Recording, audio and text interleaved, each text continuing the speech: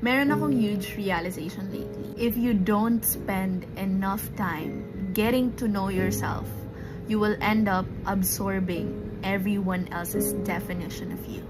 Kasi the world will keep showing you evidence that you're not worthy, that you're not good enough, that you are not capable enough, because you keep on looking for evidence that will support that. At kapag hindi mo kilala yung sarili mo, paniniwalaan mo yon.